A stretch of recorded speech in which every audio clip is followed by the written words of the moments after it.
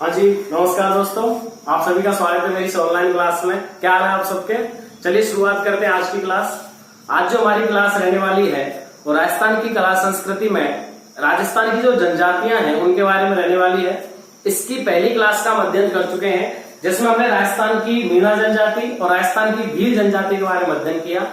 आज हमारी क्लास अन्य जनजातियों के बारे में रहेगी और सबसे पहले जिस जनजाति का हम अध्ययन करेंगे वो कौन सी जनजाति? हमारी गरासिया जनजाति है। कौन सी जनजाति है? गरासिया जनजाति है। आप क्लास को देखते रहिए, अच्छी लगे तो क्लास को सब्सक्राइब कीजिए और अपने दोस्तों के साथ भी इस क्लास को आप शेयर कीजिए। चलिए शुरुआत करते हैं और सबसे पहली जिस जनजाति का हम अध्ययन करने वाले हैं आज वो है गरासिया जनजाति। अगर हम गरासिया जनजाति के क्षेत्र की बात करें, किस क्षेत्र में यह जनजाति पाई जाती है, तो वह क्षेत्र पड़ता है आबू रोड, सिरोही और उदयपुर। यानी कि सिरोही का जो आबू रोड क्षेत्र है और उदयपुर का जो एरिया है उस क्षेत्र में इस जनजाति का निवास है। अगर इस जनजाति के हम उत्पत्ति क्षेत्र की बात करें कि इस जनजाति का जो उत्पत्ति क्षेत्र है वो कहां से इस जनजाति की उत्पत्ति हुई है, तो वो क्षेत्र है चैनपारन क्षेत्र। कौन सा क्षेत्र है? चैनपारन क्षेत्र है, जो कहां पड़ता है? बड़ौदा में और चित्तौड़गढ़ में। बड़ौदा चित्तौड़गढ़ में चैनपारन क्षेत्र से इस जनजाति की उत्पत्ति हुई। कौन सी जनजाति रही? गरासिया जनजाति। कौन सी जनजाति रही? गरासिया जनजाति। अगर हम गरासिया जनजाति की बात करें कि गरासिया जनजाति का जो शब्द है, जो उत्पत्ति शब्द है कि भाई कौन से शब्द से उसकी उत्पत्ति हुई है, तो वो है गवास। कौन सा शब्द है? गवास, जिसको हम सर्वेंट भी कह सकते हैं। क्या कह सकते हैं? सर्वेंट। सर्वेंट यानी कि नौकर। गरासिया शब्द की जो उत्पत्ति हुई है वो गवास शब्द से हुई है, जिसका मतलब होता है सर्वेंट या नौकर। कौन सी जनजाति की बात कर रहे हैं? गरासिया जनजाति की बात कर रहे हैं। इस जनजाति में इनके जो घर होते हैं उनको घेर कहते हैं। घरों को क्या कहते हैं? इनको घेर। इनके घरों को क्या कहा जाता है साहब? घेर कहा जाता है। अगर बिखरे गांव की बात करें, इनके जो गांव होते हैं उनको क्या कहते हैं? पाल। इनके जो गांव होते हैं उनको पाल कहते हैं, घरों को घेर कहते हैं। और एक ही वंश का जो गांव होता है, एक तो गांव क्या कहलाता है? पाल। लेकिन अगर एक ही वंश हो, एक ही वंश का गांव हो तो उसको हम फालिया कहते हैं। क्या कहते हैं उसको साहब? फालिया कहते हैं। कौन सी जनजाति में है ये सारी चीजें? गरासिया जनजाति में। घरों को घेर कहा जाता है, गांव को पाल कहा जाता है। एक ही वंश का अगर कोई गांव हो तो उसे फालिया कहा जाता है। क्या कहा जाता है साहब? फालिया कहा जाता है। इनका जो मुखिया होता है, इनका जो मुखिया होता है उसे ये सहलोत कहते हैं। मुखिया जो होता है उसे क्या कहते हैं? सहलोत। क्या कहते हैं? सहलोत कहते हैं। देखिए, इनका जो आदर्श पक्षी होता है जिसकी ये पूजा अर्चना करते हैं वो होता है मोर। इनका जो आदर्श पक्षी होता है वो क्या होता है? मोर। और गरासिया जनजाति में जो सहकारी संस्था है, गरासिया जनजाति की जो सहकारी संस्था है उसे हेलरू कहा जाता है। क्या कहा जाता है? उसे हेलरू। गरासिया जनजाति में जो सहकारी संस्था है उसे हेलरू कहा जाता है। साथ मिलजुल करके काम करना, एक दूसरे की सहायता करने वाली जो संस्था है गरासिया जनजाति की, उसे हेलरू कहते हैं। इनका आदर्श पक्षी मोर होता है।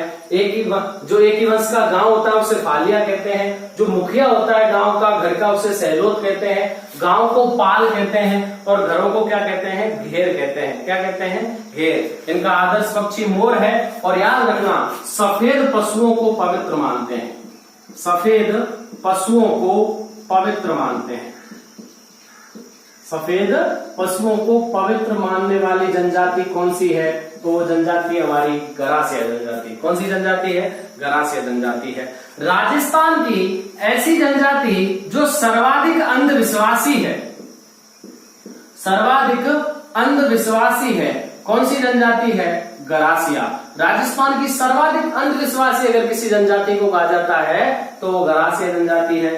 सर्वाधिक प्रेम विवाहों का प्रचलन, सर्वाधिक प्रेम विवाहों का प्रचलन, अगर सर्वाधिक प्रेम विवाह कहीं होते हैं तो वो कौन सी जनजाति है? राजस्थान में गरासिया जनजाति है। कौन सी जनजाति है? गरासिया जनजाति। यह जनजाति नक्की झील को पवित्र मानती है। गरासिया जनजाति नक्की झील को पवित्र मानती है, जहां पूर्वजों की अस्थियों का विसर्जन होता है। पूर्वजों की अस्थियों का विसर्जन। तो सबसे पवित्र झील किसको माना जाता है गरासिया जनजाति में? नक्की झील को माना जाता है। किंवदंती के अनुसार देवताओं ने अपने नाखूनों से इसका झील का निर्माण किया था। पढ़ चुके राजस्थान की सबसे ठंडी झील, राजस्थान की सर्दियों के समय जमने वाली एकमात्र झील नक्की झील है। Toad rock, nun rock, Ranganath ji का मंदिर यहाँ पर स्थित है, गोमुख कुंड यहाँ पर स्थित है। ऐसी कई चीजें हमने जब राजस्थान में झीलों का अध्ययन किया था तब नक्की झील के बारे में हमने पढ़ा था। तो नक्की झील को यह जनजाति अपना पवित्र झील मानती है और पूर्वजों की अस्थियों का विसर्जन ये करते हैं। तो कौन सी झील में करते हैं? ये नक्की झील में करते हैं। कौन सी झील में करते हैं? नक्की झील में करते हैं। ठीक है ना साहब? चलिए साहब आगे चलते हैं। देखिए इनके दो गोत्र प्रमुख हैं। इनके दो गोत्र प्रमुख हैं। एक है भील गरासिया, दो वर्ग में बोल सकता हूं। एक है भील गरासिया, एक है भील गरासिया और दूसरा है गमैती गरासिया। एक है भील गरासिया और दूसरा है गमैती गरासिया। और ये जो दो वर्ग है ये विवाह के ऊपर प्रचलित हैं। भील गरासिया और गमैती गरासिया, ये जो दोनों गरासिया के वर्ग हैं ये विवाह के ऊपर प्रचलित हैं कि मान लीजिए अगर भील लड़की हो और गरासिया पुरुष हो, गरासिया पुरुष हो और भील लड़की हो, तो भील गरासिया जो उत्पन्न होगा वह गोत्र बाद में जाकर के या वह पुत्र कौन कहलाएगा? भील गरासिया वर्ग का कहलाएगा। कौन सा? भील गरासिया वर्ग का कहलाएगा। और यदि गरासिया स्त्री हो, गरासिया स्त्री हो, यानी कि गरासिया स्त्री भील पुरुष, गरासिया पुरुष भील स्त्री, भील स्त्री भील पुरुष। अगर मान लीजिए किन्हीं एक भील पुरुष की शादी गरासिया स्त्री से होती है, उसका पुत्र गमैती गरासिया कहलाएगा और उसका जो पूरा वंश है वो गमैती गरासियों का कहलाएगा। अगर गरासिया पुरुष और भील स्त्री रही है तो वो भील गरासिया कहलाएगा और उसका जो गोत्र है वो भील गरासियों के नाम से जाना जाएगा। तो ये दो प्रमुख वर्ग हैं जो कौन सी जनजाति के अंतर्गत आते हैं? तो ये आते हैं गरासिया जनजाति के अंतर्गत। कौन सी जनजाति के अंतर्गत आते हैं? गरासिया जनजाति के अंतर्गत ही आते हैं। ठीक है ना भाई? चलिए साहब और अच्छे ढंग से इनका अध्ययन करते हैं। देखिए इनके जो प्रमुख मेले हैं, इनका जो प्रमुख मेला है वो है घोटिया अम्मा का मेला। देखिए हमने घोटिया अम्मा का मेला भील जनजाति में पढ़ा। इनके भी मेलों में कौन सा प्रमुख मेला है? घोटिया अम्मा का मेला, जो कहां लगता है? बांसवाड़ा में लगता है। फिर हमने एक और मेला पढ़ा था बेणेश्वर मेला, वो भी आदिवासियों का कुंभ है, उस मेले में भी ये जाते हैं। गरासिया जनजाति का अगर प्रमुख मेला का अलग से कोई क्वेश्चन बन के आता है तो गरासियों का जो सबसे बड़ा मेला है वो है मनखारो मेला।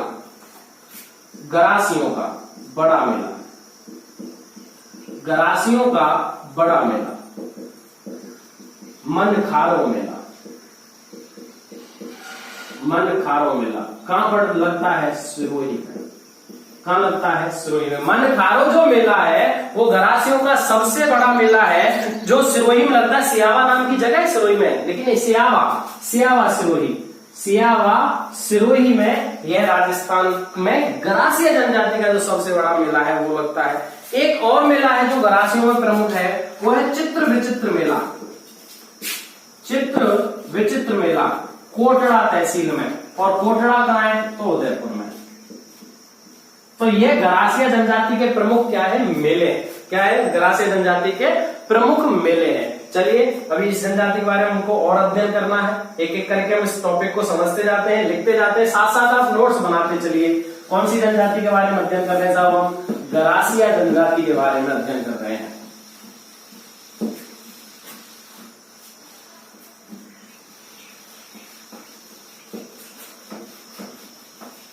आप क्लास को देखते चलिए, दोस्तों के साथ इसे सब्सक्राइब जरूर कीजिए, शेयर भी करवाइए दोस्तों से कहकर के, जिससे ये क्लास अधिक से अधिक स्टूडेंट्स के पास पहुंचे और वो इसका लाभ ले सके। चलिए शुरुआत करते हैं। गरासिया जनजाति में हम पढ़ रहे हैं और अधिक चर्चा इनके बारे में कर लेते हैं। देखिए अब हम इनके शब्द के बारे में चर्चा कर लेते हैं कि गरासिया जनजाति में कौन कौन से शब्दों को प्रमुख भूमिका के तौर पर रखा जाता है। सबसे पहले जो शब्द हम बात कर रहे हैं वो है गरासिया महिलाओं का बालों का जो गहना होता है। इधर से लिखते हैं गरासिया महिलाओं का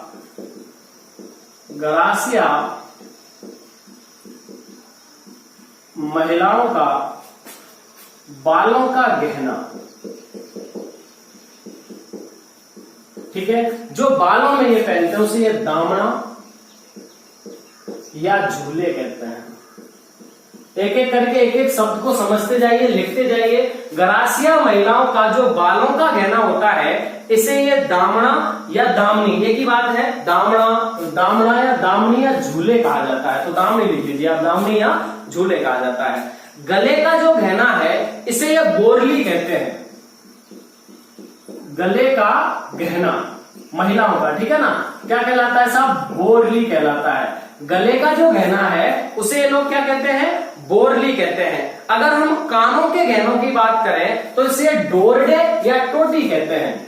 कानों का गहना, कानों का गहना क्या कहलाता है? डोरडे या टोटी कहलाता है। डोरडे या टोटी कहलाता है। कौन सी जनजाति की? गरासिया जनजाति। कौन सी जनजाति है? गरासिया जनजाति है। गरासिया जनजाति में जो नाक का गहना है उसे कांटा या नथ कहते हैं। नाक का गहना, नाक का गहना जो है वो कांटा या नथ कहलाता है। कांटा भी कहते हैं, नथ भी कहते हैं, जो नाक में गरासिया महिलाएं पहनती हैं। अगर हाथ का कोई गहना हो तो उसे गुजरी कहते हैं। हाथ का जो गहना होता है उसे गरासिया जनजाति में गुजरी कहते हैं। जबकि पैरों का गहना कडूले कहलाता है। क्या कहलाता है? कडूले कहलाता है। कौन सी जनजाति? गरासिया जनजाति। कौन सी जनजाति है? गरासिया जनजाति है। चलिए और शब्दों की बात करते हैं। इनका जो मृत्यु का स्मारक है इस जनजाति में क्या लग गया? नाक पे सही लगी गई? एक सेकंड प्लीज।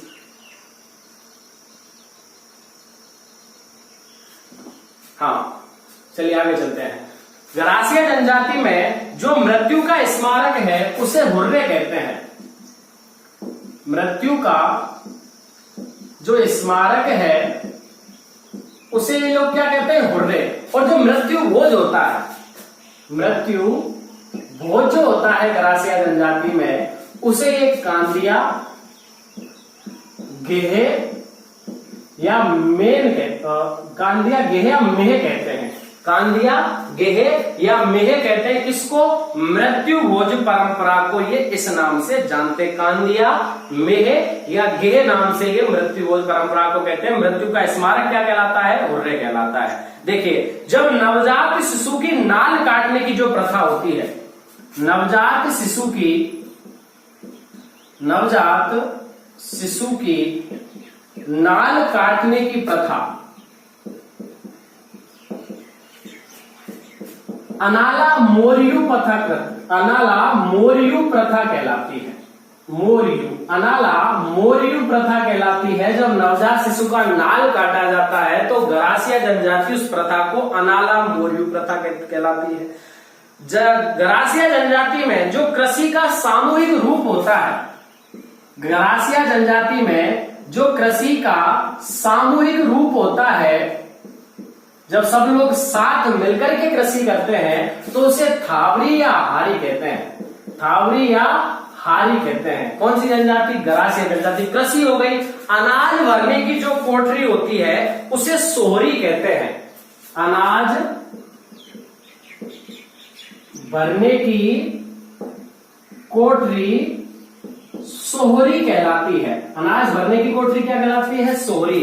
अनाज पीसने की चक्की, अनाज पीसने की चक्की घेंटी कहलाती है। क्या कहलाती है? घेंटी। ये सभी जो शब्द हैं वो प्रमुखतः कौन सी जनजाति के हैं? तो गरासिया जनजाति के। कौन सी जनजाति के हैं? गरासिया जनजाति के ये प्रमुख शब्द हैं जिस हिसाब से इनको माना जाता है। देखिए ऐसे भी चलता है कि गरासिया जनजातियों में जो पुरुषों की कमीज होती है, पुरुषों की कमीज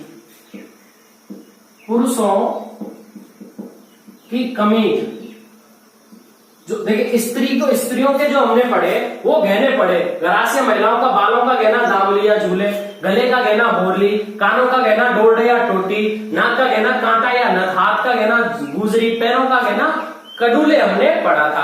अब हम पुरुषों की बात कर लेते हैं। तो पुरुषों की जो कमीज है, जो पुरुष जो कमीज पहनते हैं उसे ये कहते हैं झुलकी। क्या कहते हैं? झुलकी।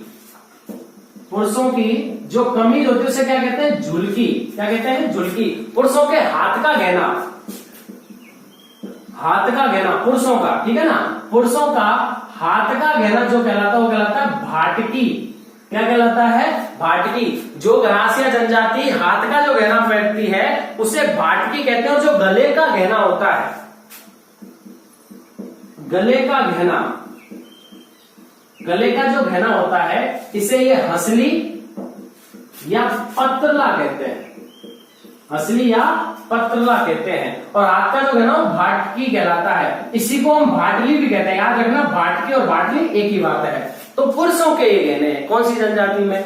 गरासिया जनजाति में। कौन सी जनजाति में? गरासिया जनजाति में पुरुषों की कमीज जो होती है वो झुलकी कहलाती है। हाथों का जो गहना होता है वो भाटकी या भालकी कहलाता है। और गले का जो गहना होता है जो पुरुष पहनते हैं उसे हंसली या पत्रला कहते हैं। क्या कहते हैं? हंसली या पत्रला कहते हैं। देखिए एक प्रथा चलती है कि जो कुंवारी जो कन्याएं होती हैं गरासिया जनजाति में कुंवारी कन्याएं जो जिनकी शादी नहीं हुई है वो कन्याएं जो चूड़ा पहनती है वो होता है लाख का चूड़ा।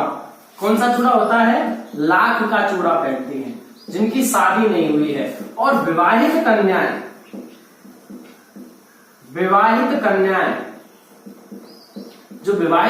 होती हैं वो हाथी दांत का चूड़ा पहनती हैं। हाथी दांत का चूड़ा पहनती हैं। कौन सी जनजाति है? गरासिया जनजाति। गरासिया जनजाति में हमने सर्वाधिक शब्द पढ़े हैं। एक एक शब्द को समझना, एक एक शब्द को एक बार याद करिए, उसको समझिए। कौन कौन सी जनजाति में मृत्यु भोज परंपरा क्या है, स्मारक क्या है। देखिए चीरा वावसी, चीरा चौकसी हमने बीज जनजाति में पढ़ा, लेकिन आज मृत्यु के स्मारक की बात हम जो गरासिया जनजाति में करते हैं तो इसको हुर्रे कहा जाता है। क्या कहा जाता है? हुर्रे। वैवाहिक कन्याओं की बात चल रही थी, तो अब हम इस जनजाति में वैवाहिक परंपराओं के बारे में अध्ययन करते हैं कि गरासिया जनजाति में जो वैवाहिक परंपराएं होती हैं, नृत्य कौन कौन से होते हैं और गरासिया जनजाति के गीत कौन कौन से होते हैं उनके बारे में हम अध्ययन करते हैं। चलिए साहब,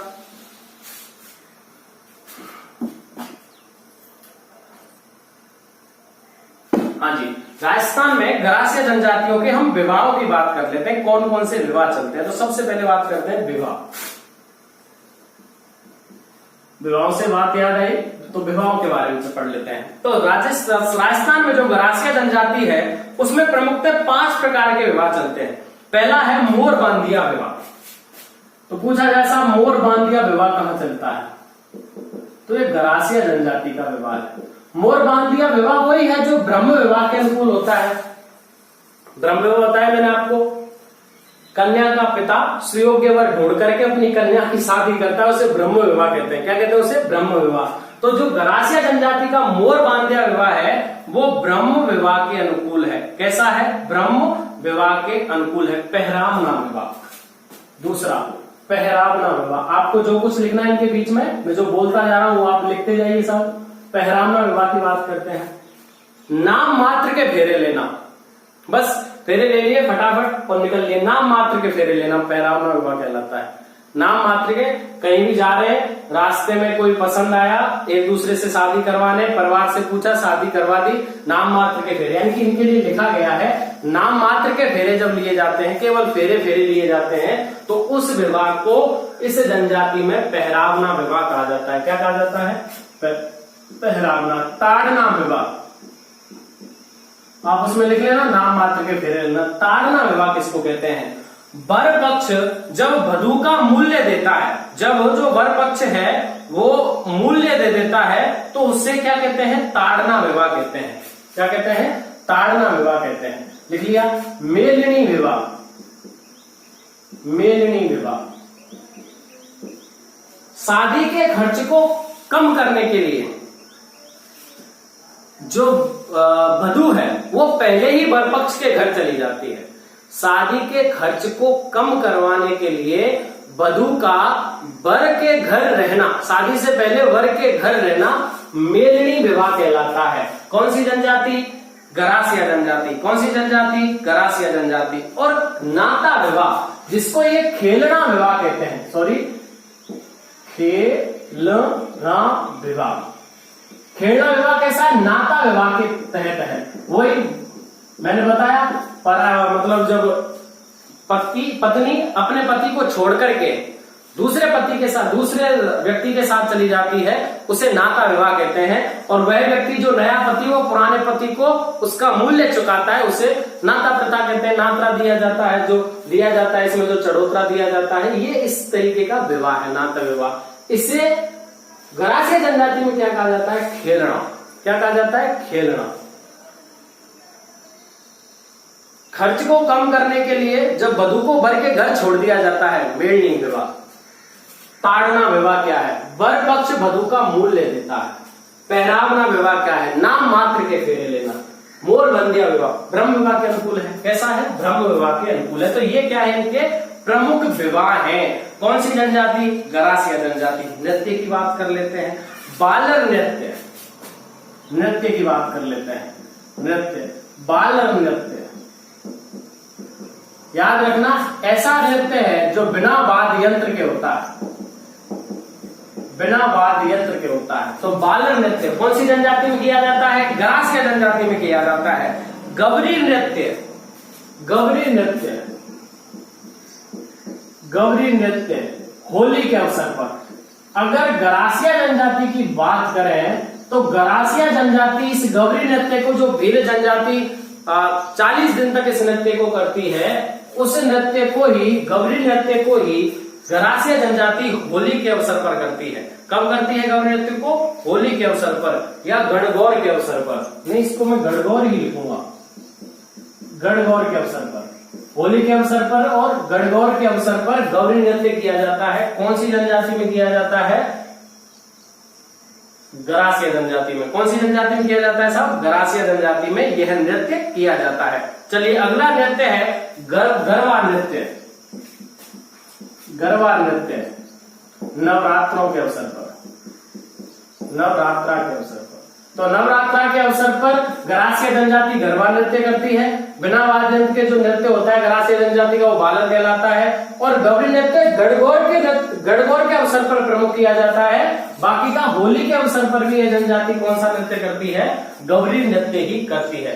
प्रमुखता याद रखना गणगौर है। प्रमुखता क्या है? गणगौर के अवसर पर गौरी नृत्य गरासिया जनजाति के द्वारा किया जाता है। चलिए साहब, नृत्यों की बात हो गई, गीतों की बात कर लेते हैं। गीत भी गाते हैं। तो इनका जो प्रमुख गीत है वो है हेलो लेवे। प्रमुख गीत जो है इनका, इस जनजाति का जो प्रमुख गीत है वो है हेलो लेवे। हेलो लेवे जो गीत है वो कौन सी जनजाति में गाया जाता है? गरासिया जनजाति में गाया जाता है। और एक गीत है पैसा ओछा पोरिया।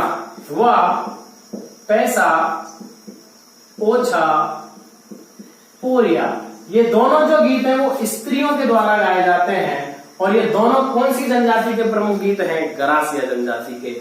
हेलो लेवे गीत या पैसा ओछा पोरिया गीत गरासिया जनजाति के प्रमुख गीत हैं। कौन सी जनजाति के हैं? गरासिया जनजाति के प्रमुख गीत हैं। ठीक है ना साहब? याद रखना, ये जो लोग हैं, ये जो जनजाति है, वो मकर संक्रांति के दिन शगुन चिड़िया को देखना पवित्र मानती है। मकर संक्रांति के दिन जो शगुन चिड़िया होती है उसको देखना पवित्र मानती है। और मकर संक्रांति के दिन नक्की झील में डुबकी लेना भी ये पवित्र मानते हैं।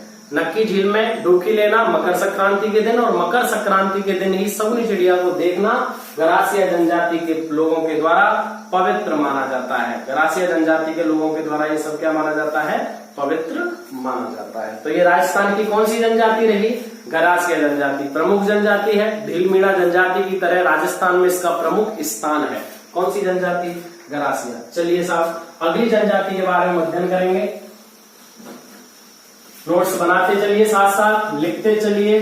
अगर आपको कोई भी क्वेश्चन को लेकर के डाउट है, आपको कुछ भी मुझसे पूछना है, तो आप कमेंट बॉक्स में अपना क्वेश्चन लिखें, अपना मत लिखें, मैं आपको जवाब उस पर जरूर दूंगा, आपको जरूर बताऊंगा कि किस आपका जो क्वेश्चन है उसका हल क्या है। चलिए आगे चलते हैं। अगली जो जनजाति है उस जनजाति का नाम है सहरिया जनजाति। तो सर्वाधिक अंधविश्वासी जनजाति हमने पढ़ी गरासिया, सबसे बड़ी जनजाति पढ़ी मीनाक्ष जनसंख्या, सबसे प्राचीन जनजाति हमने पढ़ी भील। अब हम बात करते हैं सहरिया जनजाति की।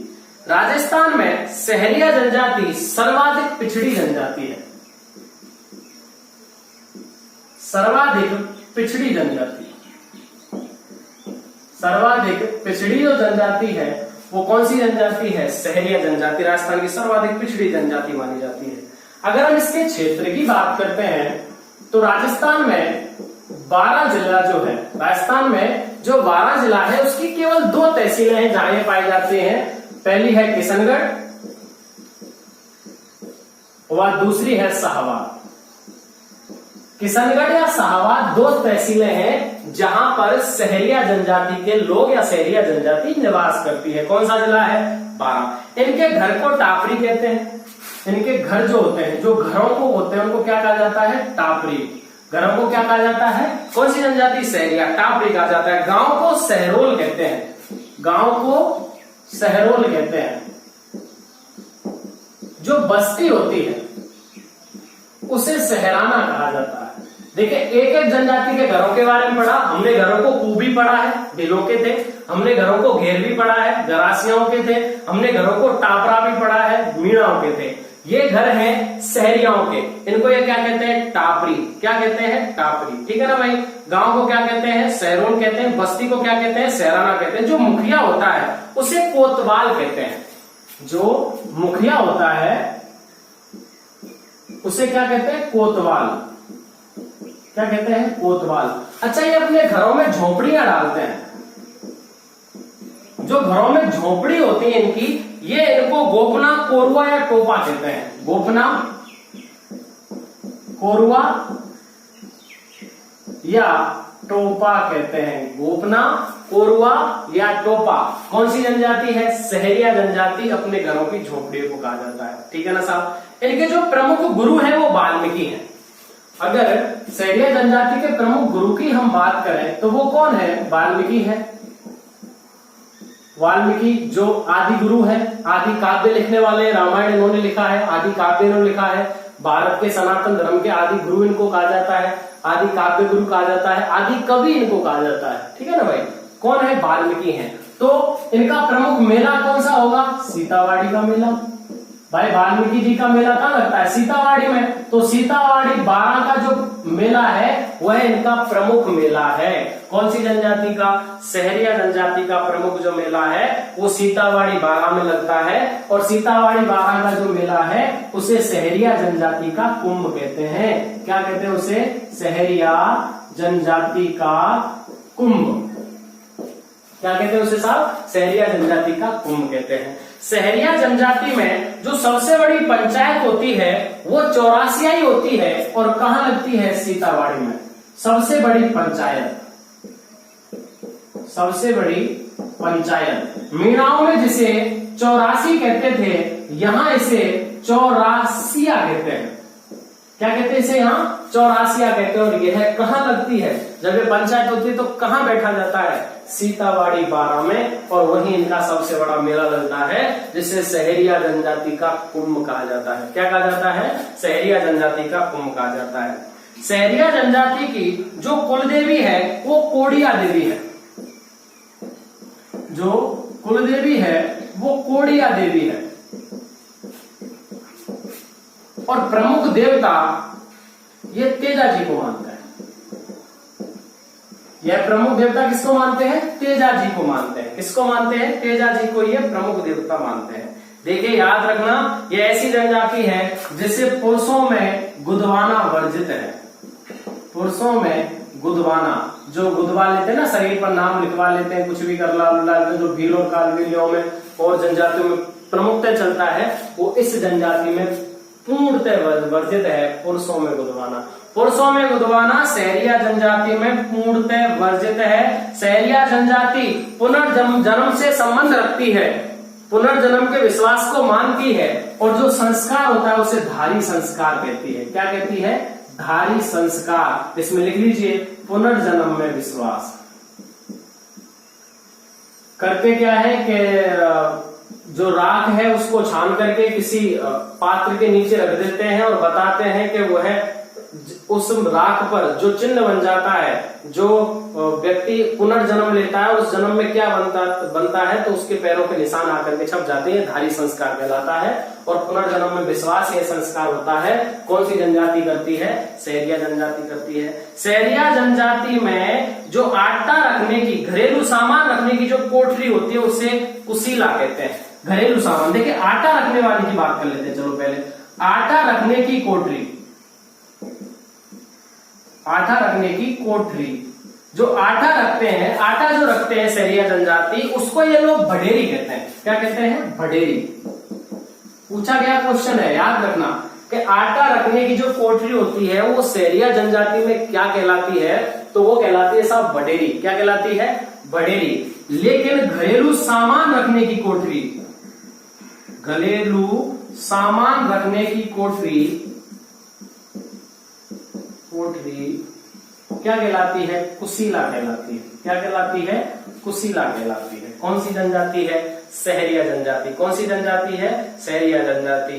सहरिया जनजाति में मामुनी नाम की एक संकल्प संस्था है जो इस जनजाति का विकास कर रही है। मामुनी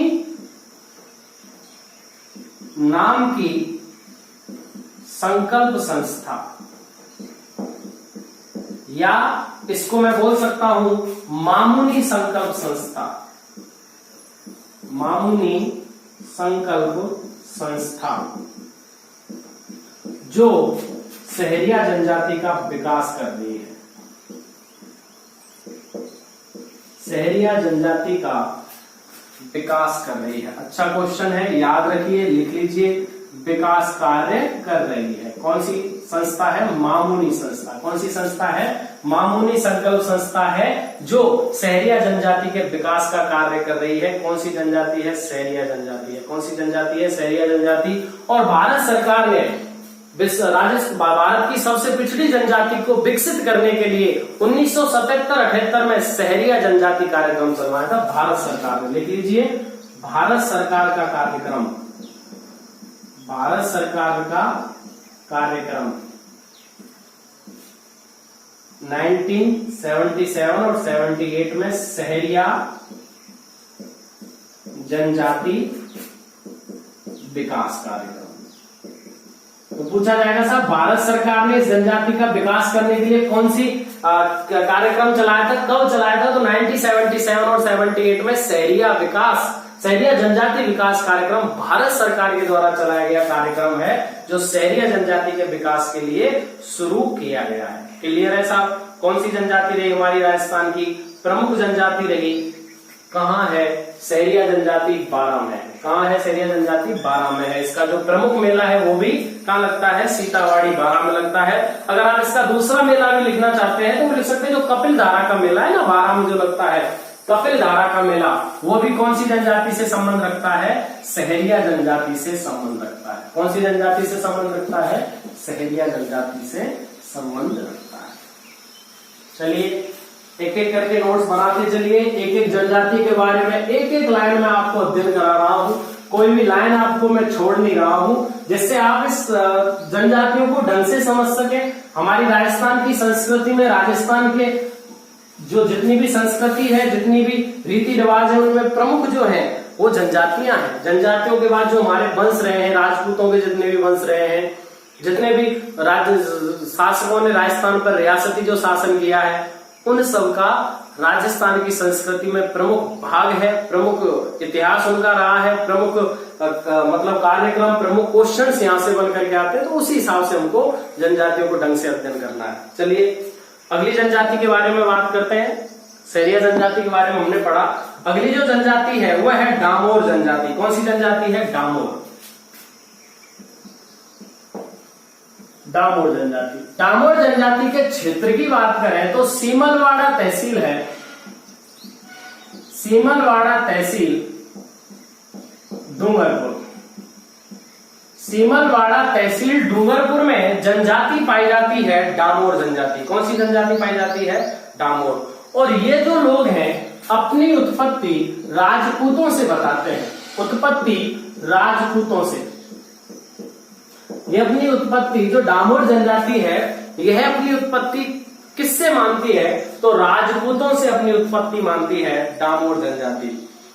राजस्थान में ऐसी जनजाति जिसमें पुरुष स्त्रियों के समान गहने पहनते हैं, पुरुष स्त्रियों के समान गहने पहनते हैं, पुरुष स्त्रियों के समान गहने पहनते हैं तथा, अच्छा, इसमें गुप्त विवाह बिल्कुल निषेध है, गुप्त विवाह निषेध है। ऐसी जनजाति जिसमें गुप्त विवाह निषेध है, यानी कि कोई भाग भूकर के शादी नहीं कर सकता, वो कौन सी जनजाति है? डामोर जनजाति है राजस्थान की, जो सीमलवाड़ा पंचायत या तहसील में पाई जाती है, डूंगरपुर में। कहाँ पाई जाती है? सीमलवाड़ा डूंगरपुर में पाई जाती है। ठीक है ना सब? कहाँ है? डूंगरपुर में। क्लियर? आगे चलते हैं। इस जनजाति की जो छोटी इकाई है, गांव की जो इकाई है, उसे फला कहते हैं। क्या कहते हैं? फला। गांव की इकाई क्या कहलाती है? फला कहलाती है। क्या कहलाती है? फला, या फला जो हमने पढ़ा है वही कहलाती है। और जो मुखिया होता है उसे मुखी कहता है। जो मुखिया होता है उसे क्या कहते हैं साहब? मुखी कहते हैं। जो मुखिया होता है उसे क्या कहते हैं? मुखी कहा जाता है। कौन सी जनजाति? डामोर जनजाति। डामोर जनजाति का जो प्रमुख मेला है, जो दो प्रमुख मेले, उनमें एक है ग्यारस की रेवड़ी मेला। मेलों की बात कर लेते हैं तो पहला जो मेला है वो है ग्यारस की रेवड़ी मेला। ग्यारस की रेवड़ी मेला कहाँ लगता है? डूंगरपुर में। कहाँ लगता है? डूंगरपुर में लगता है। दूसरा जो मेला है वो है छैला वापसी का मेला। छैला वापसी का मेला कहाँ लगता है? पंचमहल में लगता है। पंचमहल कहाँ है? गुजरात। तो ये कौन सी जनजाति है? डामोर जनजाति। डामोर जनजाति के बारे में इतना ही अध्ययन है। सीमलवाड़ा पंचायत में, सीमलवाड़ा पंचायत है, सीमलवाड़ा पंचायत डूंगरपुर में यह जनजाति पाई जाती है। उत्पत्ति राजपूतों से हुई है। पुरुष स्त्रियों के समान गहने पहनते हैं। गुप्त विवाह निषेध है। गांव की इकाई फला कहलाती है। मुखिया मुखी कहलाता है। और मेले ग्यारस की रेवड़ी मेला डूंगरपुर में लगता है। ठीक है ना साहब? और छैला वापसी का मेला कहाँ लगता है? पंचमहल गुजरात में लगता है। कहाँ लगता है? पंचमहल गुजरात में लगता है। चलिए साहब अगली जनजाति की बात कर लेते हैं, कथोड़ी जनजाति। अगली जनजाति की बात कर लेते हैं। प्रमुख जनजाति में नाम आता है, क्या नाम है? कथोड़ी जनजाति। कौन सी जनजाति है? कथोड़ी जनजाति। कथोड़ी जनजाति का जो क्षेत्र है वो प्रमुखतः उदयपुर में ही है। कोटड़ा, झाड़ोल और सड़ाड़ा क्षेत्र की अगर बात करें तो ये कथोड़ी जो जनजाति है वो कोटड़ा, झाड़ोल और,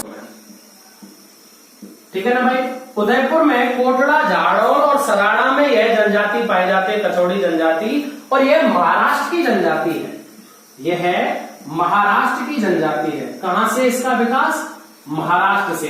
तो कहां की जनजाति है कथोड़ी जनजाति? महाराष्ट्र की जनजाति है। ठीक है ना साहब? कथोड़ी जनजाति के बारे में हमने सबसे प्रमुख जो लाइन पढ़ी है अब तक, मैं पहले वो लाइन आपको बता देता हूं। जब हम वन पढ़ रहे थे, वनौषधि पढ़ रहे थे, तब मैंने बताया था कि कथोड़ी जनजाति खैर के वृक्ष से, उसके तने से, हांडी प्रणाली के माध्यम से कत्था तैयार करती है। ये अच्छी महत्वपूर्ण लाइन है। कौन सी जनजाति को लेकर है?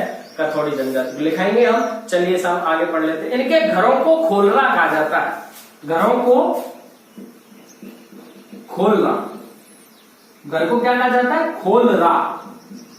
ठीक है? जो मुखिया होता है उसे भोपा या पटेल, जो नेता होता है उसे नायक। कौन सी जनजाति? कथोड़ी। घरों को खोलना, मुखिया को भोपा या पटेल, और नेता को क्या कहा जाता है? नायक कहा जाता है। क्या कहा जाता है? नायक कहा जाता है। ठीक है ना साहब? यह ऐसी जनजाति है जिस जनजाति को एकमात्र जनजाति जिसे मनरेगा में काम मिला, एकमात्र जनजाति जिसे मनरेगा में काम मिला, सबसे पहले मनरेगा में कार्य मिला 200 दिन का, इतना भी याद रखना 200 दिन मिले थे इनको। 200 दिन का पहली बार कार्य मिला था ऐसी जनजाति, तो कौन सी जनजाति राजस्थान की? कथोड़ी जनजाति है। कथोड़ी जनजाति की जो आराध्य देवी है वो कंसारी माता है। आराध्य जो देवी जो है वो कंसारी माता है, ठीक है ना भाई। और जो आराध्य देव, जो इष्ट देव मानते हैं वो डूंगर देव को मानते हैं। इष्ट देव किस किस को मानते हैं? डूंगर देव को व बाघ देव को, दोनों को ये अपना इष्ट देव या आराध्य देव मानते हैं। कौन सी जनजाति है? कथोड़ी जनजाति। कौन सी जनजाति है? कथोड़ी जनजाति। बच्चे के जन्म से पहले सूर्य पूजा जिस जनजाति में की जाती है, बच्चे के जन्म से पहले, बच्चे के जन्म से पहले सूर्य पूजा जिस जनजाति में की जाती है वो जनजाति कथोड़ी जनजाति है।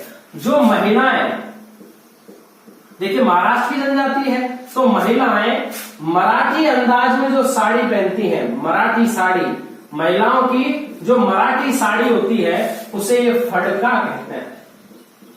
क्या कहते हैं उसे? ये फड़का कहते हैं। कौन सी जनजाति? कथोड़ी जनजाति। कौन सी जनजाति है? कथोड़ी जनजाति है।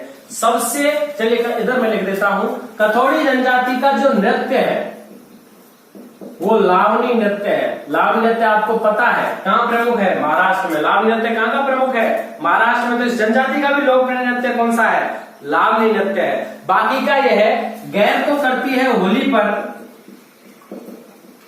यह जनजाति गैर नृत्य करती है होली पर, और मावलिया नृत्य करती है दीपावली पर। मावलिया नृत्य कब करती है? दिवाली पर करती है कथोड़ी जनजाति। और लावनी गैर नृत्य कब करती है? तो होली पर करती है। कौन सी जनजाति है? कथोड़ी जनजाति है। कथोड़ी जनजाति में स्त्रियां पुरुषों के साथ बैठ करके शराब पीती हैं। पुरुषों के साथ बैठ करके शराब, पुरुषों के साथ बैठकर स्त्रियां शराब पीती हैं। कौन सी जनजाति रही? कथोड़ी जनजाति। कौन सी जनजाति रही? कथोड़ी जनजाति। और एक प्रमुख लाइन थी वो आप लिख लीजिए कि इस जनजाति, यह जनजाति खैर वृक्ष के तनों से, आप एक लाइन लिख लीजिए नोट लगा के, जो हम पहले पढ़ चुके हैं कि यह जनजाति खैर वृक्ष के तनों से हांडी प्रणाली के माध्यम से, हांडी प्रणाली के माध्यम से कत्था तैयार करती है। क्या तैयार करती है? कत्था तैयार करती है। कौन सी जनजाति है? कथोड़ी जनजाति है। कौन सी जनजाति है? कथोड़ी जनजाति है। चलिए अगली जनजाति की बात कर लेते हैं। कंजर जनजाति। कंजर जनजाति की बात कर लेते हैं। देखिए कंजर जनजाति हाड़ौती क्षेत्र की जाति है।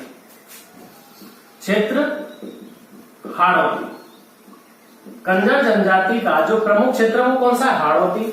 यह जनजाति खानाबदोश जनजाति, खानाबदोश मतलब इधर उधर घूमती रहती है, खानाबदोश जनजाति इसको माना जाता है। खानाबदोश जनजाति, अब तो ये स्थिर होकर के रहने लग गए हैं, लेकिन इनके बारे में जिस तरीके से पहले अध्ययन किया गया तो वो खानाबदोश जनजाति इनको बताया। अपराध में लिप्त जनजाति है।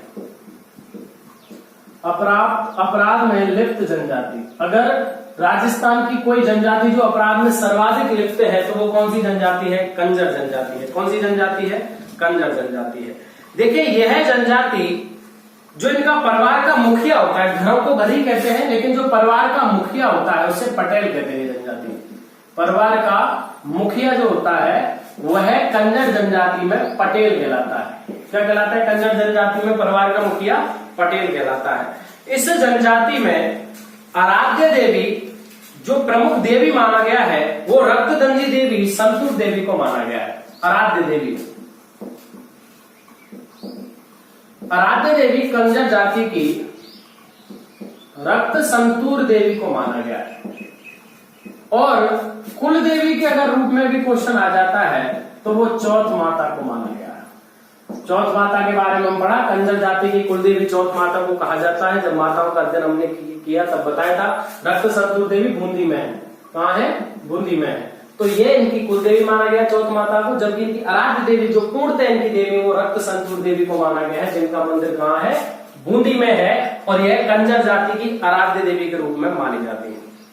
देखिए साहब, कंजर जाति की बात करते हैं। कंजर जनजाति ऐसी जनजाति है जो अपराधी, सर्वाधिक अपराधी प्रवृत्ति में लिप्त है, जो क्या क्या करते हैं? अपराधों के हिसाब से बात करते हैं। मोर का मांस खाना, अब भाई मोर हमारा राष्ट्रीय पक्षी है, तो ये मोर का मांस खाते हैं, ये भी क्या है? अपराध है। मोर का मांस खाना अपराध। चोरी करने से, या सर्वाधिक चोरी करने वाली जनजाति, चोरी करने वाली जनजाति। अरे यहां तो छोड़ो, चोरी करना विद्या, इनके लिए चोरी करना क्या है? विद्या। चोरी करना क्या है? विद्या। चोरी करना क्या है? विद्या है, शिक्षा है। किनमें? कंजर जनजाति में चोरी करना विद्या माना गया है। जब ये चोरी करने जाते हैं, जब जाते हैं, तो चोरी करने से पहले ये भगवान हनुमान व चौथ माता से आशीर्वाद लेते हैं। जब ये चोरी करने जाते हैं तो भगवान हनुमान और चौथ माता से, बजरंगबली से आशीर्वाद लेते हैं। उसे ये पाती मांगना कहते हैं। क्या कहते हैं? पाती मांगना कहते हैं। ये लोग घरों में किवाड़ नहीं रखते, पीछे घर के खिड़की रखते हैं, जो भागने के लिए काम आती है। ऐसा भी इनके बारे में कहा जाता है, घरों के पीछे खिड़की भागने में काम आए। ठीक है ना भाई? कौन सी जनजाति है? कंजर। यानी कि अपने घरों को इस प्रकार से बनाते हैं कि पीछे खिड़की दरवाजे बनाते हैं, जिससे यहां से भाग सके अगर पुलिस आ जाए आगे से। तो घरों के पीछे खिड़की बनाते हैं जो भागने में काम आती है। कौन सी जनजाति है?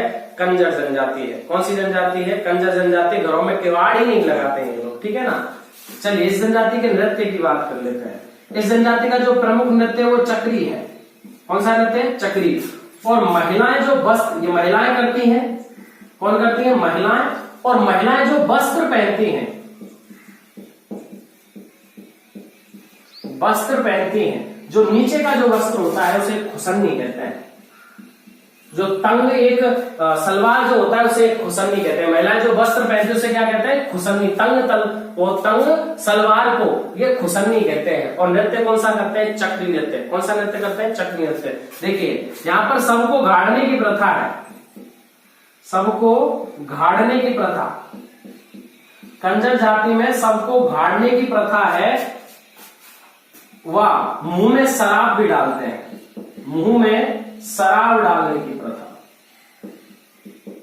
शराब डालने की प्रथा, मुंह में शराब डालने की प्रथा या सबको घाड़ने की प्रथा कौन सी जनजाति में है? कंजर जनजाति में है। कौन सी जनजाति में है? कंजर जनजाति में है। और इनके लिए भी कहा जाता है कि हाकम राजा का प्याला पीकर और ऋषभ देव की ये कभी भी झूठी कसम नहीं खाते। तो आप एक नोट लाइन लिख लीजिए, हाकम राजा का प्याला पीकर तथा ऋषभ देव की यह जनजाति, कंजर जनजाति, कभी भी झूठी कसम नहीं खाती है, या हाकम राजा का प्याला पीकर कभी झूठ नहीं बोलते हैं। ठीक है भाई? कौन सी जनजाति है राजस्थान में?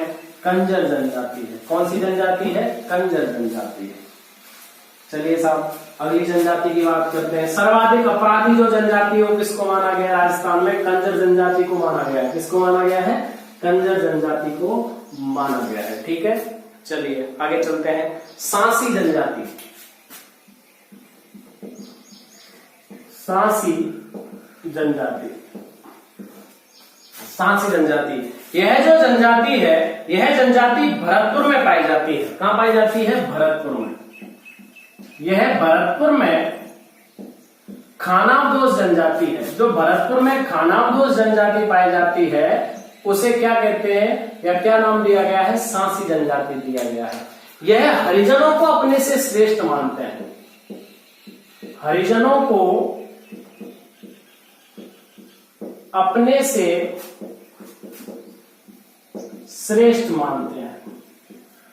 यह जनजाति हरिजनों को, जो हरिजन होते हैं, जिनको भंगी बोलते हैं, उनको अपने से क्या मानते हैं? श्रेष्ठ मानते हैं। कौन सी जनजाति है? सांसी जनजाति। कौन सी जनजाति है? सांसी। देखिए इसकी उत्पत्ति सांसमल से हुई। सांसमल नामक व्यक्ति से उत्पत्ति के सांसमल की जो संतानें थी वही सांसी जनजाति बनी। दो वर्ग हैं। कौन कौन से हैं? बीजा व माला। कितने वर्ग हैं? दो वर्ग हैं। पहला कौन सा है? बीजा, और दूसरा कौन सा है? माला है। और हम ये भी चोरी को क्या मानते हैं? विद्या। चोरी को क्या मानते हैं? विद्या। चोरी को विद्या मानते हैं। चोरी को विद्या मानते हैं। और यह जनजाति विधवा विवाह नहीं करती है। विधवा विवाह का प्रचलन नहीं है। विधवा विवाह का प्रचलन नहीं है। कौन सी जनजाति है? सांसी जनजाति। देखिए अगर ये क्वेश्चन बन जाए कि चोरी को कौन सी जनजाति विद्या मानती है, तो उसमें सांसी जनजाति और कंजर जनजाति दोनों आती है। अगर दोनों का ऑप्शन बनता है तो प्रमुख जनजाति सांसी को लेना। आप किसको लेना? सांसी को, अगर दोनों ऑप्शन में आते हैं। बाकी का चोरी करना दोनों जनजातियों में क्या माना जाता है? विद्या माना जाता है। तो यह राजस्थान की है प्रमुख जनजातियां। ये क्या है? राजस्थान की प्रमुख जनजातियां हैं। अभी हम राजस्थान की जातियों के बारे में अध्ययन करेंगे, जो कायस्थ है, मेव है, कायम खानी है, रेवारी है, रायका है, ऊंट पालक जाति, भेड़ पालक जाति, गाय पालक जाति, भैंस पालक जाति, किसान में कौन कौन सी जातियां हैं, इन सारी जातियों का हम अध्ययन करेंगे अगली क्लास में। इनसे जो संबंधित प्रथाएं हैं, जो प्रमुख रीति रिवाज है, उनके बारे में अध्ययन करेंगे अगली क्लास में। क्लास को ऐसे ही देखते रहिए, सपोर्ट जरूर करिए, चैनल को सब्सक्राइब करने के साथ साथ अपने दोस्तों के साथ इसे शेयर करिए। तब तक के लिए धन्यवाद। Thank you so much.